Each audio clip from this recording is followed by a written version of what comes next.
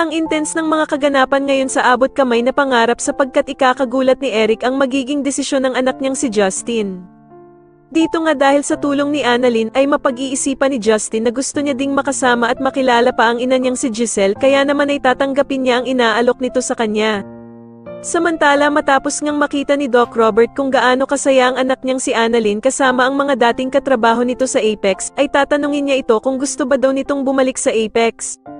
Kaya naman ay hindi maipaliwanag ni Annalyn ang mararamdaman niya at agad nga siyang mapapaisip ng malalim.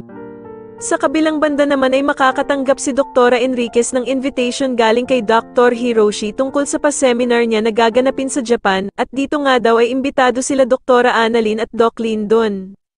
Mapapaisip naman si Doc Carlos tungkol sa invitation na ito at sasabihin niya nga na okay lang sa kanyang ipadala si Doc Lyndon pero pag-iisipan pa nga daw niya kung papayagan niya si Annalyn na ipadala papuntang Japan. Samantala ay makakasalubong naman ni Giselle sila Eric at Justin, at dito nga ay kukumbinsihin niya ang mga ito na wag nang umalis ng Pilipinas. Pero sasagutin naman siya ng anak niyang si Justin na hindi na daw silang pwedeng magstay pa ng Pilipinas dahil sa merong nag-aabang na job interview sa kanya sa States.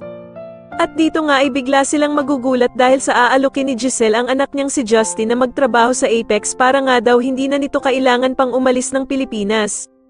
Sa tingin niyo tuluyan na nga kayang pumayag na magtrabaho si Justin sa Apex at ano kaya ang gagawin ng ama nitong si Eric? Mas lalo na nga talagang nagiging exciting ang mga susunod na kaganapan kaya naman ay mas lalo pa nating abangan ang mas lalong gumigandang abot kamay na pangarap. Maraming salamat po sa inyong panonood at sana po ay masubscribe niyo ako. Maraming salamat po.